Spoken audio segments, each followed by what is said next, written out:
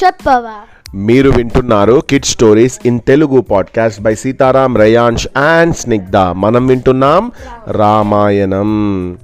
శ్రీరాముడి యొక్క యుద్ధ నీతిని ఏం చేసిండు తెలుసుకోవడం కోసం, ఎలా చేస్తున్నాడు శ్రీరాముడు, ఎక్కడి వరకు వచ్చిండు, ఏంటి వాళ్ళ పరిస్థితి ఏంటి తెలుసుకోవడానికి ఒక రావణాసురుడు మంత్రులను పంపించిండ్రు. తెలుసు కదా, రావణాసుడి యొక్క మంత్రులు ఇద్దరు కూడా ఏం చేసిండ్రు, వచ్చిండ్రు, వానరుల్లాగా మారువేషం వేసుకున్నారు. దాన్ని వెంటనే ఏం చేసిండు విభీషణుడు తెలుసుకొని చెప్పేసిండు, వీళ్ళిద్దరూ కూడా శ్రీరాముడు దగ్గరికి వచ్చిన వాళ్ళు, వానర సైన్యంలో కలిసిన వాళ్ళు, వీళ్ళంతా కూడా కొంతమంది ఇద్దరు రావణాసురుడి దగ్గర ఉన్నటువంటి. విభీషణుడికి ఎందుకు తెలియదు? విభీషణుడికి ఆల్రెడీ తెలుసు వాళ్ళు ఎవరు అనేది, వాళ్ళని ఎప్పటి నుంచో చూస్తున్నాడు కదా. అట్లా అయితే ఏమైంది, సరే శ్రీరాముడు విషయంలో కూడా ఇక రావణాసుడికి ఏం చేయాలో అర్థమైతలేదు. సరే ఏం చేద్దాం అనుకున్నాడంటే, ఓకే ఎట్లాగైనా సీతను ఒప్పించాలి, సీతను ఒప్పిస్తే రాముడు ఓడిపోయినట్టే. కాబట్టి రావణుడు సీత విషయంలో మరొక ప్లాన్ చేసిండు. అశోకవనం వెళ్ళి రాముడిని నేను చంపేసినా అని సీతతో చెప్పేసిండు. ఆమె నమ్మలేదు. మాయావి అయిన విద్యుజ్జిహుణ్ణి పిలిచాడు. విద్యుజ్జిహుడు అనే అతను మాయావి, అంటే మాయమంత్రాలు బాగా తెలుసు ఆయనకు. అతడు శ్రీరామునిదే అనిపించే మాయా శిరస్సును ధనుర్బాణాలను తీసుకొని వచ్చి చూపించాడు సీతకు. ఒక తలను తీసుకొచ్చిండు, రాముడి తలలాగా ఉన్నదట చూసే వరకు, తలను కట్ చేసినట్టు. అంటే మాయావి కదా, మాయమంత్రాలు చేసి తీసుకొచ్చిండు. ధనుర్బాణాలను కూడా తీసుకువచ్చి చూపించాడు సీతకు. ఇప్పటికైనా తనను ఆశ్రయించమని సీతను కోరాడు రావణుడు. సీత కుమిలిపోయింది. రావణుడు తన భవనానికి వెళ్ళిపోయాడు. విభీషణుని భార్య సరమ సీతను ఊరడించింది. ఇదంతా రాక్షస మాయ, నువ్వేం బాధపడకు అని చెప్పింది. విభీషణుని భార్య ఎవరు? సరమ. శ్రీరాముడు క్షేమంగానే ఉన్నాడని చెప్పి తెలిపింది. శ్రీరామచంద్రాదులు వానర సైన్యంతో సువేల అనే పర్వతానికి చేరుకున్నారు. ఆ రాత్రి అక్కడే గడిపారు. ఎత్తైన పర్వత శిఖరం నుండి లంకా నగర శోభను చూసిండ్రు. లంక చూడడానికి అంత ఎత్తైనటువంటి ఆ శిఖరం నుంచి చూస్తే, పర్వత శిఖరం నుంచి చూస్తే లంక ఎంతో అందంగా కనిపిస్తున్నది. లంకలో మేడ భాగంలో టీవీగా కూర్చున్న రావణుణ్ణి శ్రీరాముడు చూసిండు. వానర ప్రముఖులు చూశారు.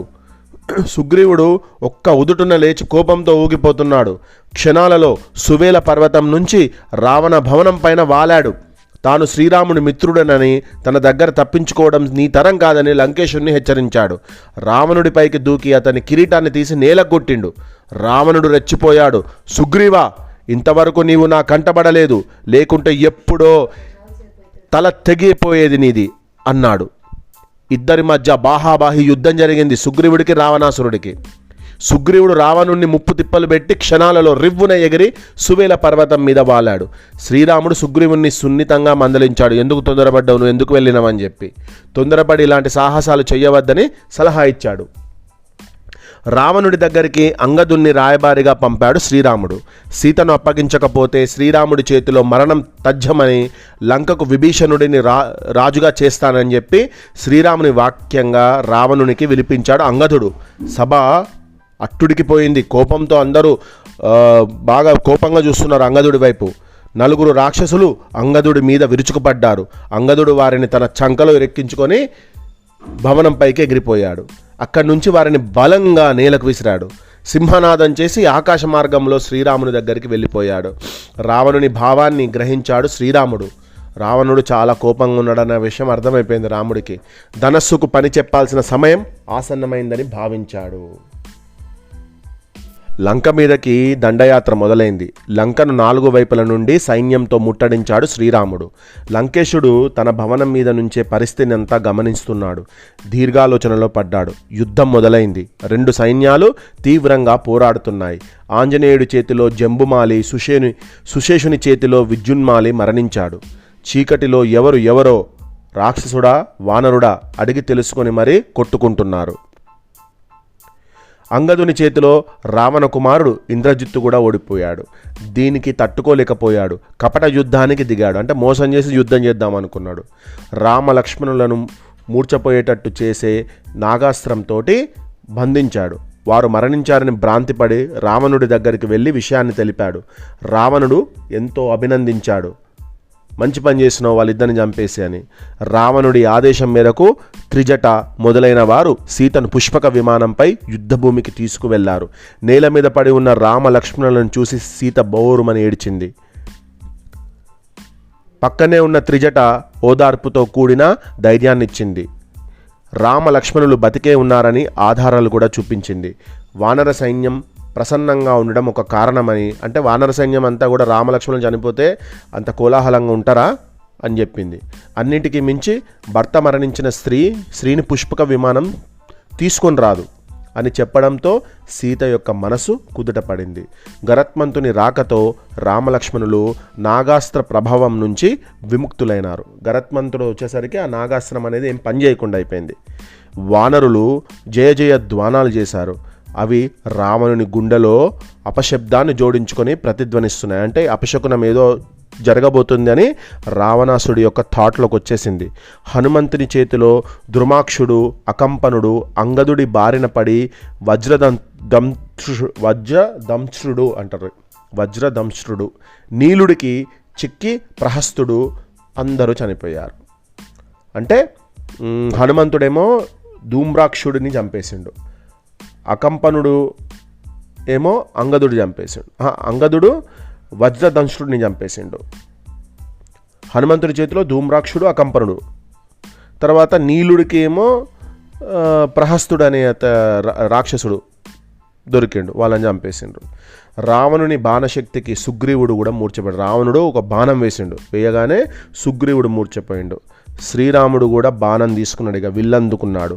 అన్నను వారించి, అప్పుడు వద్దు మీరేంది చేసేది నేను చేస్తా అని అన్నను వారించి లక్ష్మణుడు రావణుణ్ణి ఎదిరించడానికి వెళ్ళిపోయిండు. వానరసేన మీద శరవర్ష ధార కురిపిస్తున్నాడు రావణుడు. విపరీతమైన బాణాలు వేస్తున్నాడు రావణుడు. ఆంజనేయుడు రావణుడి దాటికి అడ్డుకట్ట వేశాడు. అంత ఫోర్స్ఫుల్గా బాణాలు వస్తుంటే ఆంజనేయుడు ఆపిండు అన్నట్టు. అరచేతితో హనుమంతుని బలంగా కొట్టిండు రావణుడు. మారుతి చలించిపోయాడు. అయినా క్షణంలో తేరుకొని, అంటే రావణాసుడు బలం చూడు, హనుమంతుని కూడా కొట్టేసిండు ఒకటేసారి. అయినా క్షణంలో తేరుకున్నాడు. అరచేతితో రావణుని ఒక్క దెబ్బ వేసిండు. దశగ్రీవుడు కంపించిపోయాడు. ఆ దెబ్బకు రావణాసుడు కూడా షాక్ అయిపోయాడు. తేరుకొని వానరా బల, నాకు శత్రువువే అయినా నీ శక్తిని మెచ్చుకుంటున్నాను అని యుద్ధ స్ఫూర్తిని చాటాడు రావణుడు. రావణాసురుడికి దెబ్బ తినేసరికి హనుమంతుడు ఒక్క గుద్దేసరికి రావణాసురుడికి కూడా ఆయన పవర్ని చూసి మెచ్చుకున్నాడు. వాహ్, సూపర్ ఉంది పవర్ అని. రావణుడు ప్రయోగించిన శక్తి అనే ఆయుధం లక్ష్మణుని ఎదలో నాటుకుంది. స్పృహ తప్పాడు లక్ష్మణుడు. అతన్ని ఎత్తుకొని వెళ్ళాలని శతవిధాలా ప్రయత్నించి విఫలుడైనాడు రావణుడు. రావణుడు ఏం చేసిండు, శక్తి అనే ఆయుధం లక్ష్మణుని మీద వేసేసరికి లక్ష్మణుడు మూర్ఛపోయిండు. అప్పుడే తీసుకొని వెళ్ళిపోవాలనుకుంటున్నాడు ఎవరిని, మన లక్ష్మణుడిని. అంతలో ఆంజనేయుడు రావణుడి మీద దాడి చేసిండు. ఆయన వక్షస్థలం మీద ముష్టిఘాతంతో రావణుణ్ణి కూలబడేటట్లు చేశాడు. ఒక్క గుద్దు చెస్ట్ మీద గుద్దిండట. లక్ష్మణుణ్ణి శ్రీరాముని వద్దకు చేర్చాడు.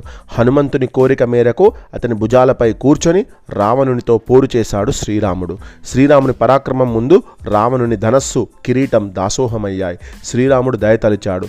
రావణునితో, నీవు యుద్ధంలో అలసిపోయావు, సేద తీర్చుకొనిరా, అంటే కొంచెం రెస్ట్ తీసుకొనిరా, రేపు మనం యుద్ధం చేద్దాం అని, అప్పుడు నా బలమేమిటో తెలుస్తుందని శృతిమెత్తగా చెప్పాడు. అంతఃపురానికి తిరిగి వెళ్ళిన అవమాన భారం రావణుణ్ణి ఒక చోట కూర్చొనియడం లేదు. కుంభకర్ణుని నిద్రలేపమన్నాడు రావణుడు. అతి కష్టం మీద ఆ పని సాధ్యమైంది రాక్షసులకి. కుంభకర్ణుడు పడుకుంటే లేవడిగా.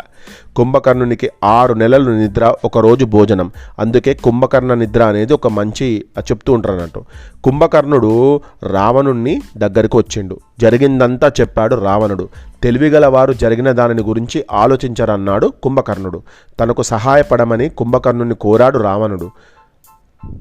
ఆపదల పాలైన వాణిని ఆదుకునేవాడే ఎవడైతే ఉంటాడో వాడే నిజమైన మిత్రుడు. తప్పుదారి పట్టి కష్టాల్లో పడ్డవారికి చేయూతనిచ్చి ఆదుకునేవాడే ఆప్తుడు అని రావణుడు అన్నాడన్నట్టు. కుంభకర్ణుడు సరే యుద్ధం చేస్తా నీకోసం అన్నాడు. రావణాసురుడు చెప్పిన ప్రకారం కుంభకర్ణుడు యుద్ధంలోకి వెళ్ళి దొరికిన వానరులందరినీ తన చేయితోటి తీసుకొని నోట్లో వేసుకుంటున్నాడు. శ్రీరాముణ్ణి అందరూ కూడా వెళ్ళి ఆశ్రయించారు. కుంభకర్ణుడు వచ్చిండు. కుంభకర్ణుడు చాలా పెద్దగా ఉన్నాడు, పర్వతం అంత పెద్దగా ఉన్నాడు. అందరిని చేతితో పట్టుకుంటున్నాడు. నుజ్జు నుజ్జు చేస్తున్నాడు, తినేస్తున్నాడు, కాళ్ళతో తొక్కుతున్నాడు అని చెప్తున్నారు. అనేసరికి శ్రీరాముడు ఇంద్రాస్త్రం అనేటువంటి ఒక అస్త్రంతో కుంభకర్ణుని శిరస్సుని తెగ్గొట్టేసిండు.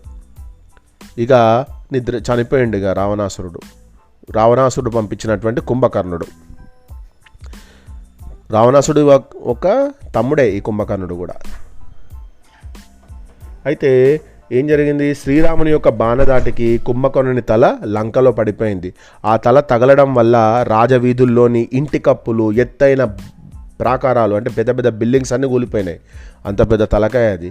కుంభకర్ణుని మరణ వార్త రావణుని కృంగదీసింది. రావణ కుమారుడైన అతికాయుడు లక్ష్మణుని బ్రహ్మాస్త్రానికి కూడా చనిపోయాడు. తమ్ముణ్ణి కొడుకుని పోగొట్టుకొని తల్లడిల్లుతున్న రావణుణ్ణి ఇంద్రజిత్తు ఓదార్చాడు. భారం తనపైకి వేసుకొని యుద్ధ రంగానికి వచ్చాడు. రామలక్ష్మణుల మీద బ్రహ్మాస్త్రాన్ని ప్రయోగించాడు. రాముని సూచన మేరకు రామునితో పాటు లక్ష్మణుడు స్పృహ కోల్పోయినట్లు పడి ఉన్నాడు. వాళ్ళు మరణించారనుకున్న ఇంద్రజిత్తు తండ్రికి పోయి వార్తను తెలిపిండు. వానర సైన్య శిబిరంలో అలజడి మొదలైంది. విభీషణుడు ధైర్యం చెప్పాడు. రామ లక్ష్మణులకు ఏమీ కాలేదన్నాడు. బ్రహ్మమీది గౌరవంతో అస్త్రబాధను అనుభవించారని తెలిపాడు. బ్రహ్మాస్త్ర ప్రభావంతో 67 కోట్ల మంది హతులయ్యారు. 67 కోట్ల మంది చనిపోయినారు. చాలామంది దెబ్బతిన్నారు. హనుమంతుడు, విభీషణుడు జాంబవంతుడి కోసం వెతుకుతున్నారు. జాంబవంతుడు కనిపించాడు. సరిగ్గా చూడలేకపోతున్నానన్నాడు. ధ్వనిని బట్టి విభీషణుని గుర్తించానన్నాడు. హనుమంతుడు క్షేమమేనా అని అడిగాడు. ఇక ఏమైంది హనుమంతుడికి అనే విషయం ఎవరికి అర్థమైతలేదు. విభీషణుడికి కూడా అర్థమైతలేదు. హనుమంతుడు జీవిస్తే వానర సైన్యం చచ్చినా బతికినట్లే, లేదా హనుమ మరణిస్తే అందరం బతికి ఉన్న చచ్చిన వాళ్ళతో సమానమే అన్నాడు జాంబవంతుడు. జాంబవంతుని ఆదేశంపై హిమాలయాలకు వెళ్ళి అక్కడ ఉన్న సర్వౌషధి మహాపర్వతాన్ని పెళ్లగించి తీసుకువచ్చాడు హనుమంతుడు. హనుమంతుడు పోయి సంజీవిని పర్వతంని తీసుకొని వచ్చిండు. అందులో అన్ని మెడిసిన్స్ ఉంటాయి. ఆ ఔషధాలను వాసనకే రామలక్ష్మణుల గాయాలన్నీ మాయమైపోయినాయి, అంటే మాయమైపోయినాయి. చనిపోయిన వానరులు మళ్ళీ లేచి కూర్చున్నారు. సుగ్రీవాజ్ఞతో వానరులు లంకకు నిప్పు పెట్టారు. శత్రుపక్షాన్ని మానసికంగా దెబ్బతీయాలనుకున్నాడు ఇంద్రజిత్తు. హనుమాది వానర వీరులు చూస్తుండగా మాయాసీతను చంపేసిండు. అందరూ సీతాదేవిని చంపేసిన కావచ్చు నిజంగానే అనుకున్నారు. ఇంద్రజిత్తు లక్ష్మణుల మధ్య ఘోర యుద్ధం జరిగింది. ఇంద్రాస్త్రమును ప్రయోగించి ఇంద్రజిత్తు తలను నేలరాచాడు లక్ష్మణుడు.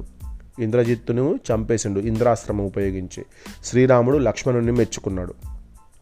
రావణుడు యుద్ధభూమిలో ప్రళయకాల రుద్రుడిలా విజృంభిస్తున్నాడు. ఇక అంతమంది చనిపోయినరు. వాళ్ళ తమ్ముళ్ళు చనిపోయినరు, కొడుకులు చనిపోయినరు, రాక్షసులు చనిపోయినరు. ఇంత అయిపోయేసరికి రావణుడికి విపరీతమైన కోపం వచ్చేసింది. ఎట్లాగైనా నేనే యుద్ధంలోకి వచ్చేస్తా అని ప్రళయకాల రుద్రుడిలా విజృంభిస్తున్నాడు. వానర వీరులు తట్టుకోలేక యుద్ధరంగం నుండి కాలికి బుద్ధి చెప్తా అంటే పరిగెత్తిపోతున్నారు రావణాసుడు వచ్చేసరికి. మరొక వైపు సుగ్రీవుని చేతిలో విరూపాక్షుడు మహోదరుడు చనిపోయినరు. యుద్ధం చివరి అంకానికి చేరుకున్నది. ఇక లాస్ట్కి వచ్చేసింది యుద్ధం. రామ లక్ష్మణులతో రావణుని పోరు చాలా తీవ్రమైపోయింది. రావణుడు విభీషణుని చంపడానికి బల్లం ఎత్తిండు. బల్లం అంటే ఒక పొడుగ్గా ఉంటుంది అన్నట్టు, ఇట్లా దానికి చాలా షార్ప్ ఎడ్జ్ ఉంటుంది. అది మహాశక్తివంతమైనది. విభీషణునికి ప్రాణాపాయ స్థితిని గమనించిన లక్ష్మణుడు రావణునిపై బాణాలను కుమ్మరించిండు. ఎటూ తోచక విభీషణుని చంపే ప్రయత్నాన్ని ఇక విరమించుకున్నాడు రావణుడు. లక్ష్మణునిపై ఆగ్రహించి శక్తి అనేటువంటి ఒక ఆయుధాన్ని ప్రయోగించాడు. అది గమనించిన శ్రీరాముడు శక్తిని వేడుకున్నాడు. నీలోని చంపే శక్తి నశించుగాక అని. అంతే, అది ప్రాణశక్తిని కోల్పోయింది. లక్ష్మణుడి రొమ్ము మీద బలంగా నాటుకుంది. లక్ష్మణుడు నేల మీద పడిపోయాడు. వానరులు ఆ ఆయుధాన్ని ఎంత ప్రయత్నించినా లక్ష్మణుడి యొక్క రొమ్ము నుంచి తీయలేకపోయారు. అంటే ఆయన చెస్ట్లో గుచ్చుకున్నది, దాన్ని గుంజినా కూడా రావట్లేదు. రాముడు తన 2 చేతులతో బయటకు లాగి ఆ శక్తి అనేటువంటి ఆయుధాన్ని విరిచివేసిండు. ఇక ఆగేది లేదనుకున్నాడు రాముడిగా. ఈ లోకంలో ఇక రాముడో మిగిలి ఉండడం తథ్యం అన్నాడు. శ్రీరాముడి ఇక బాణము తీసిండు, విల్లు తీసిండు. ఇక చేసి ఆ విల్లు ధాటికి ఎదురు నిలవలేక రావణుడు భయంతో పరుగులు తీసిండు. పడిపోయిన లక్ష్మణుడిని చూసి విలవిలలాడిపోయాడు శ్రీరాముడు. ఏ దేశంలోనైనా భార్య దొరకవచ్చు, బంధువులు దొరకవచ్చు, కానీ లక్ష్మణుని వంటి తమ్ముడు దొరకడు అని కన్నీరు గార్చాడు. సుషేనుడు లక్ష్మణుడిని పరీక్షించి లక్ష్మణుడు చనిపోలేదు అని నిర్ధారించాడు. సుషేనుని సూచన మేరకు హనుమంతుడు ఔషధాలు తేవడానికి వేగంగా వెళ్ళాడు. ఔషధి పర్వతాననే తెచ్చాడు. ఔషధి ప్రభావంతో లక్ష్మణుడు కూడా లేచి కూర్చున్నాడు. పట్టరాని ఆనందంతో శ్రీరాముడు, లక్ష్మణ, నీవు మరణించి ఉంటే నా విజయానికి అర్థమేమిటి చెప్పు? అప్పుడు సీతతో కానీ నా ప్రాణాలతో కానీ ఏం ప్రయోజనం అన్నాడు. అంటే భార్య కంటే కూడా ఎక్కువ కూడా ప్రేమిస్తున్నాడు తమ్ముణ్ణి. ఇంద్రుడు పంపగా మాతలి దివ్య రథంతో సహా శ్రీరాముడి దగ్గరకు వచ్చాడు. ప్రదక్షిణపూర్వకంగా నమస్కరించి శ్రీరాముడి రథాన్ని అధిరోహించాడు. ఇంద్రుడు పంపించాడు మాతలి ఒక దివ్య రథం. యుద్ధభూమికి వెళ్ళిందా రథం. మిగతా దినాల కన్నా అంటే మిగతా రోజుల కన్నా కూడా ఈరోజు జరగబోయే యుద్ధం చాలా వెరైటీగా ఉంటుంది. కొంతసేపు ఎవరికి ఎవరు తీసిపోని విధంగా విజృంభించాడు. రావణుడు ఫైటింగ్ చేస్తున్నాడు, రాముడు ఫైటింగ్ చేస్తున్నాడు. అసలుకు విపరీతమైన ఫైటింగ్. అదిగా రాను రాను రాముడిదే పై చెయ్యి అవుతున్నది. రావణుని సారథి గమనించాడు, రథాన్ని పక్కకు మళ్లించాడు. అలా చేయడం అవమానంగా భావించిన రావణుడు సారథిపై నిప్పులు చెరిగాడు. సారథి అంటే ఎవరైతే ఆ రథాన్ని నడుపుతున్నారో వాళ్ళు. రథం మళ్ళీ రాముడి ముందు నిలిచింది. యుద్ధం చూడడానికి అగస్త్యుడు దేవతలతో కూడి అక్కడికి వచ్చాడు. శ్రీరాముడికి ఆదిత్య హృదయం అనేటువంటి ఒక స్తోత్రాన్ని ఉపదేశించాడు. అంటే సూర్యుని గురించి ఒక స్తోత్రం చెప్పిండు. శ్రీరాముడి బాణాల తాకిడికి రావణుడి తలలు నేల రాలుతున్నాయి. ఒక్కొక్క తల తెగిపోతున్నది ఆ బాణం వేస్తుంటే. 10 దశకంఠుడు కదా, 10 తలలు, ఒక్కొక్క తల పోతున్నది. కానీ వెంటనే చిత్రంగా మళ్ళీ తలలు వస్తున్నాయి. ఆకాశానికి ఆకాశం, సముద్రానికి సముద్రమే సమానమైనట్లు రావణ యుద్ధమే సమానమన్నట్లు సాగుతున్నది. బ్రహ్మాస్త్ర ప్రయోగం చేయవలసిందిగా మాతలి శ్రీరాముడికి సూచించాడు. శ్రీరాముడు బ్రహ్మాస్త్ర ప్రయోగంతో రావణాసుని అంతమొందించాడు. అన్న అయిన రావణుని మరణానికి విభీషణుడు బాధపడ్డాడు. చెస్ట్ మీద కొట్టమని చెప్తాడు, అక్కడే ప్రాణం ఉందని చెప్పి. దహన సంస్కారాలకు అనుమతినివ్వమని శ్రీరాముని ప్రార్థించాడు. రావణాసుడు చనిపోయిండు, రాముడు గెలిచిండు. మరి రావణాసుడు చనిపోతే ఆయన బాడీని విభీషణుడు ఏం చేసిండు? దహన సంస్కారాలు చేయాలి. కాబట్టి వ్యక్తులు జీవించి ఉన్నంత వరకే వైరం ఉండాలి. అంటే ఎవరైతే మనం శత్రుత్వం ఉందో బ్రతుకున్నంతసేపే వాళ్ళతో శత్రుత్వం అనేది ఉండే. కానీ వాళ్ళు చనిపోయిన తర్వాత దాన్ని వదిలేయాలి. మన కార్యం నెరవేరింది, కావలసిన సంస్కారాలను చేయాలి అని అన్నాడు రాముడు. ఇప్పుడు రావణుడు నీకెట్లాగో నాకు అట్లాగే గౌరవాస్పదుడు అని తన విశాల హృదయాన్ని చాటుకున్నాడు శ్రీరాముడు. రావణుని భార్య మండోదరి భర్త మరణానికి పుట్టడు దుఃఖంలో కూరుకుపోయింది. విభీషణుడు రావణునికి ఉత్తర క్రియలను నిర్వర్తించాడు. శ్రీరాముడి ఆదేశం మేరకు లక్ష్మణుడు విభీషణుడిని లంకారాజుగా పట్టాభిషిక్తుని చేశాడు. సీతతో తన విజయవార్తను తెలుపమని హనుమంతుని ఆదేశించాడు శ్రీరాముడు. హనుమంతుడు వెంటనే వెళ్ళి ఈ శుభవార్తను సీతమ్మకు చెప్పాడు. ఆమె ఆనందానికి అవధులు లేవు. ఇంతకాలం చుట్టూ చేరి బాధించిన రాక్షస స్త్రీలను చంపడానికి అనుమతినిమ్మన్నాడు హనుమ. వద్దు, స్త్రీలను చంపవద్దు అని చెప్పి వారించింది సీత. అయితే ఇదంతా జరిగింది. ఇప్పుడు రావణాసుడి దగ్గర నుంచి సీతను తీసుకొని వచ్చిన తర్వాత విభీషణుడు ఏం చేసిండు? పల్లకిలో సీతాదేవిని శ్రీరాముడి దగ్గరకు చేర్చాడు. సంతోషంతో భర్తను చేరింది సీత. ఆమెను స్వీకరించడానికి రాముడు నిరాకరించాడు. నా వంశ ప్రతిష్ట నిలుపుకోవడానికి దుష్ట రావణుని చెర నుండి నిన్ను విడిపించిన. ఇంతకాలం నువ్వు వేరే వాళ్ళ దగ్గర ఉన్నందువల్ల నీ ప్రవర్తన గురించి నాకు సందేహం ఉంది కనుక నువ్వు నీ ఇష్టం వచ్చిన చోటకు వెళ్ళవచ్చు అని శ్రీరాముడు అన్నాడు. శ్రీరాముని మాటలు ముల్లులా గుచ్చుకున్నాయి సీతకు. స్థాయికి తగినట్లుగా మాట్లాడలేదని రామునితో అన్నది.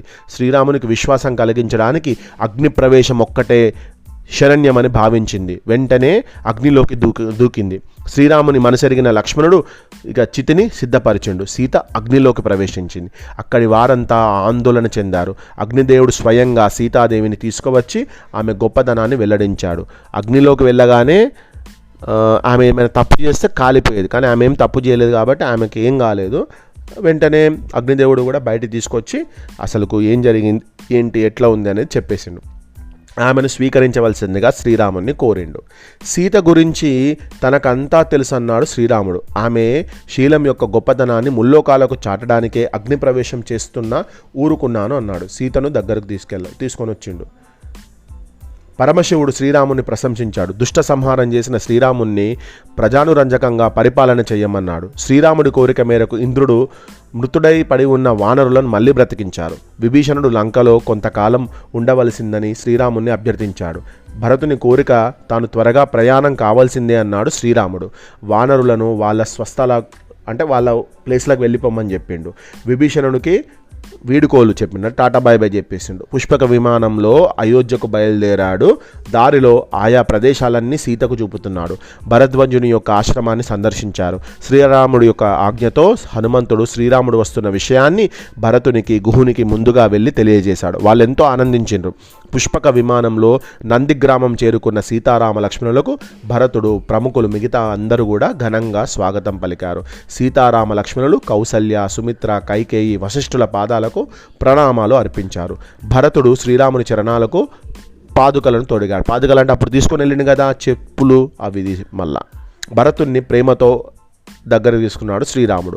అంగరంగ వైభవంగా శ్రీరామ పట్టాభిషేక మహోత్సవం జరిగింది. యువరాజుగా ఉండాల్సిందిగా శ్రీరాముడు లక్ష్మణుణ్ణి కోరాడు. కానీ అతడు ఎంత మాత్రం ఒప్పుకోలేదు. అప్పుడు భరతుణ్ణి యువరాజుగా చేశాడు.